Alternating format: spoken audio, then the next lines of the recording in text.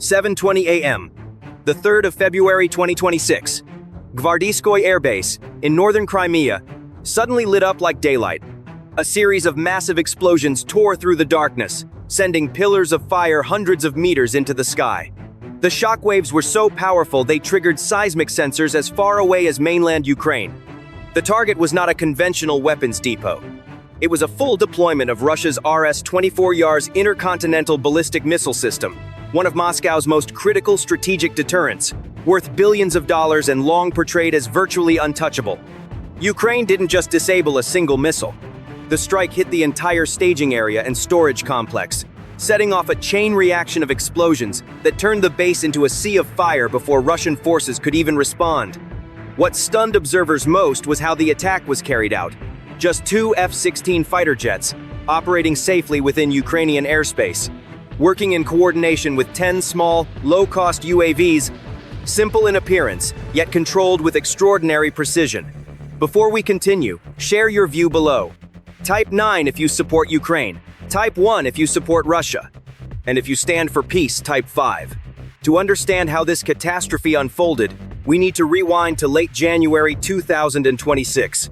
While global attention was focused on holiday news, reconnaissance satellites detected unusual activity at Gvardeyskoye, an aging Soviet-era airbase located roughly 250 miles north of the Ukrainian border.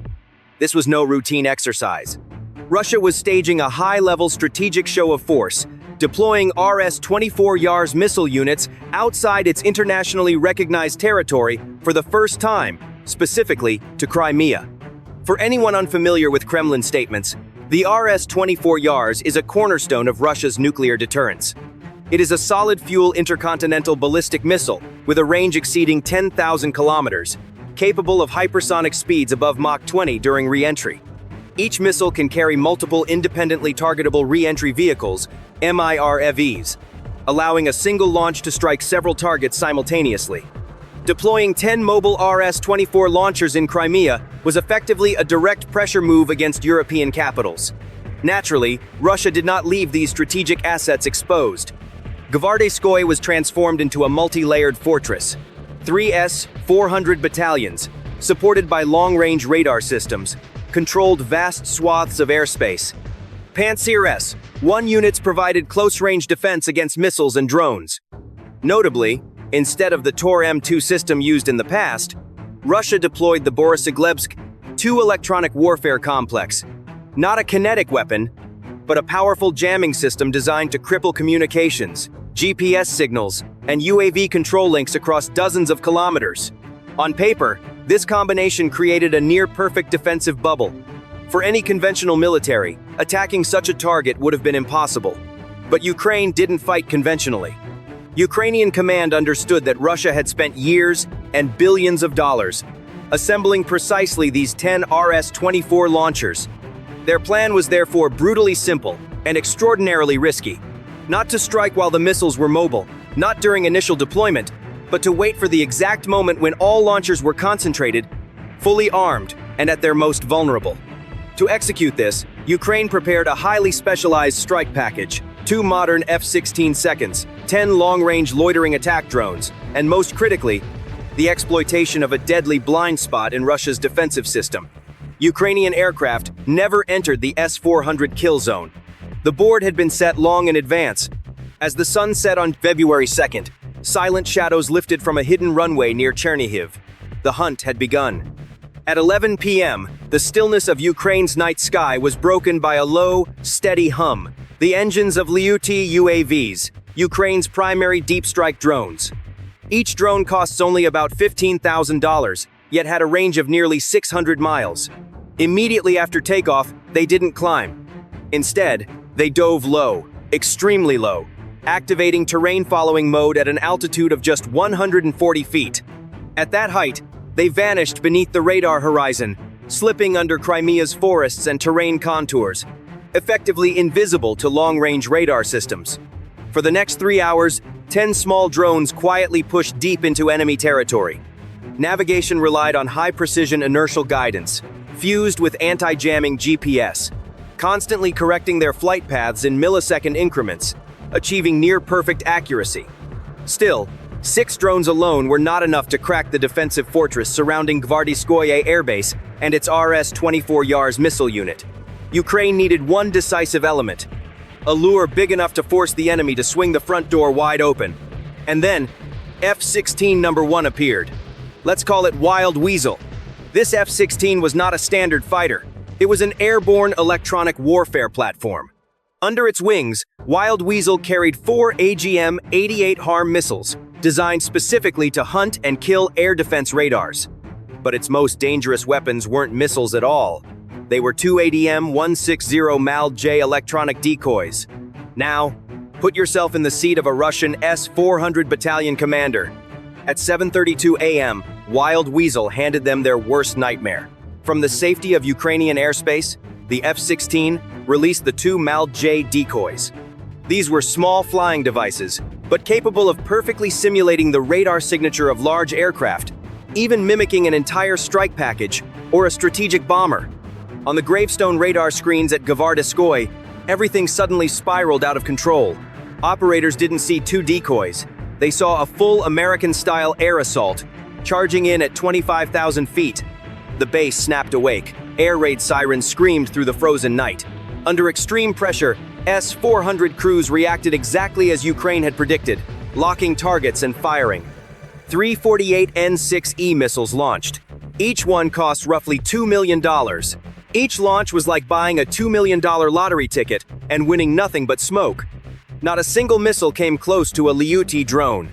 The entire S-400 battery had been tricked into firing at a phantom formation created by the MAL-J decoys. While Russian radar focused upward, the real threat stayed glued to the earth, 140 feet above ground, sliding through radar gaps now fully occupied. And this was the killing blow. Just as radar crews congratulated themselves on imaginary shootdowns, a chilling realization set in: the S-400 launchers were empty. Reload time: at least 45 minutes. If you were the commander, having just burned $6 million, shot down nothing, and left your launchers dry, what would you do next? Hold your ground, or panic and call for help?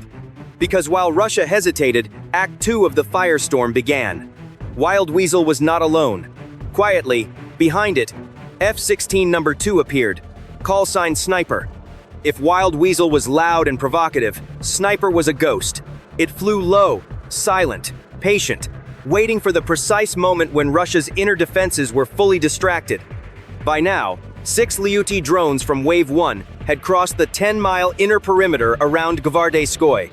Ukraine's plan entered its most sophisticated phase. The drones stopped hiding. As they penetrated the inner zone, onboard computers executed a pop-up maneuver, suddenly climbing to about 300 feet. Why? Because they wanted to be seen. They deliberately turned themselves into obvious targets, floating bullseyes, to trigger Russia's final layer of defense. Immediately, Panzer S-1 systems opened fire, unleashing a storm of cannon rounds and missiles.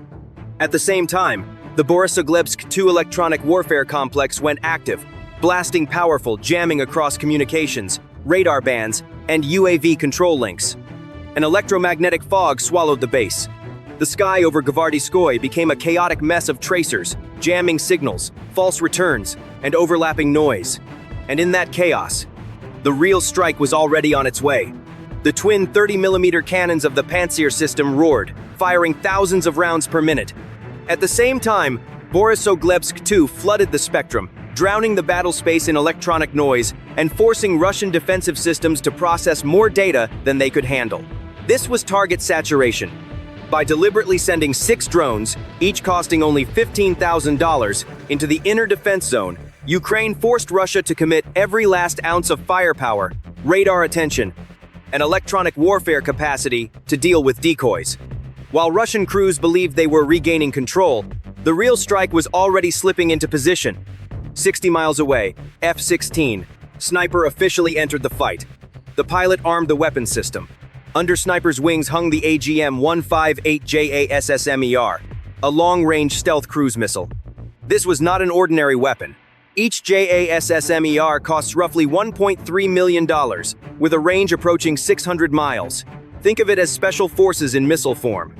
Its airframe is built from radar-absorbent materials, with a flattened, sharply angled design that bends radar energy away from its source. Despite being nearly 14 feet long, its radar cross-section is comparable to a soda can. When the moment was right, the pilot made the call. 4 JASSM-ERs dropped from their pylons. Their small wings snapped open with a dry mechanical click. They didn't climb. Instead, they dove even lower than the drones, hugging the terrain at just 50 feet above ground. Guidance was fully autonomous, relying on high-precision inertial navigation and onboard digital terrain maps. No external signals, nothing to jam. In the nose of each missile sat an imaging infrared seeker, preloaded with detailed thermal images of the RS-24 Yars missile bunkers.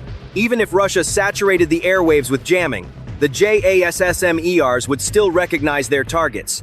Flying at roughly 600 miles per hour, 4 silent ghosts slid past Pantsir crews, who were busy reloading and convinced they had just repelled the first attack. They had no idea that 4 1,000-pound bunker-penetrating warheads were now 90 seconds from their doors.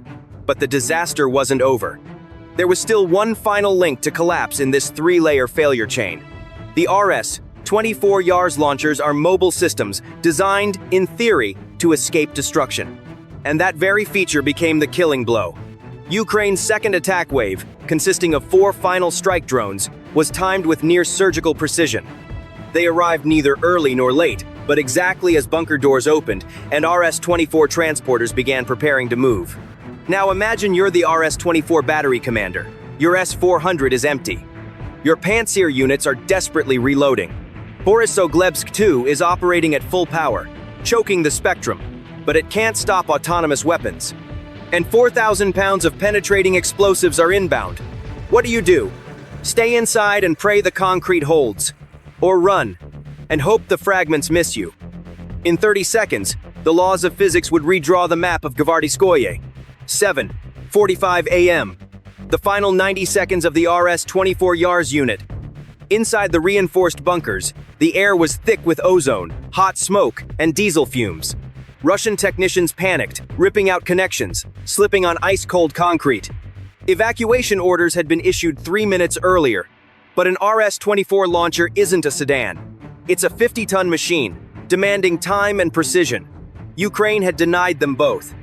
Outside, chaos ruled. Pantsir crews, after wasting ammunition on decoys, shook as they reloaded. Gvardeyskoye 2 continued to saturate the electromagnetic environment, badly disrupting command links and early warning systems. Some soldiers, in pure desperation, fired AK-74 seconds straight into the sky, a meaningless gesture against targets they could neither see nor track. 30 miles away, the 4 JASSM-ERs entered terminal phase. Their imaging infrared seekers locked onto the heat signatures of bunker ventilation shafts. Onboard computers made a final 0.5-degree course correction.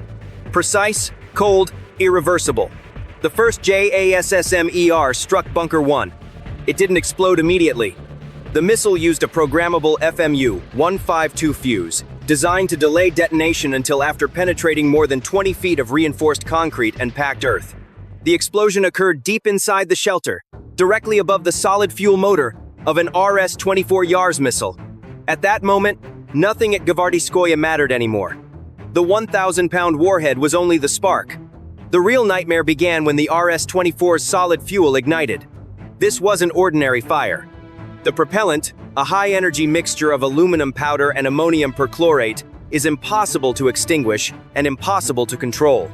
In effect, the entire complex became a single, massive explosive charge, stretching hundreds of meters, burning at temperatures approaching 5,000 degrees Fahrenheit. Once RS-24 solid fuel ignites, there is no solution. That limit is set by physics. In milliseconds, the bunker at Gvardeyskoye turned into a gigantic pressure cooker. Multi-ton steel blast doors were ripped off their hinges like paper, hurled more than 300 meters into the surrounding forest. A column of white-violet fire punched straight through the roof, spearing upward into the cloud layer. But Ukraine wasn't finished. As 2 remaining RS-24 launch vehicles crawled desperately out of Bunker 4, tires smoking as they raced for the forest edge, Attack Wave 2 struck. 4 Lyuty drones were already waiting overhead, riding the rising thermal currents from the inferno. Through low-light cameras, Ukrainian operators in Chernihiv could see the fleeing vehicles as clearly as daylight. Targets confirmed. Fire. The first Liu-T dove in, not at the armored cab, but straight into the exposed missile canister on the rear of the launcher. Its 75-pound shaped charge warhead pierced the thin casing. The secondary explosion was so violent it flipped the nearly 50-ton vehicle, rolling it over like a toy. The second drone followed, then the third, then the fourth. Support vehicles. Fuel trucks. Everything left moving was erased. Inside Ukraine's command center, there was no cheering. Only heavy silence, broken by the steady tapping of technicians logging seismic data. The final report appeared on screen. Impact confirmed. Gvardeyskoye target no longer militarily functional. Structural collapse, 100%. The two F-16 seconds, Sniper and Wild Weasel, banked away from the area. Behind them, the horizon burned a violent orange. Ukraine hadn't just won an airstrike. They had executed a 16-minute surgical amputation, aimed directly at the heart of Russia's strategic deterrent. The RS-24 Yars didn't fail because it was intercepted at hypersonic speed. It failed because of arrogance, because it assumed speed alone was protection. Modern war doesn't care about Mach numbers. A $15,000 drone and a skilled pilot do not care how fast you fly. They care about the trace you leave behind. The RS-24 battery at Gvardeyskoye was gone. In a single morning, Ukraine neutralized all 10 RS-24 launchers, effectively erasing an entire year of Russia's strategic missile production capacity.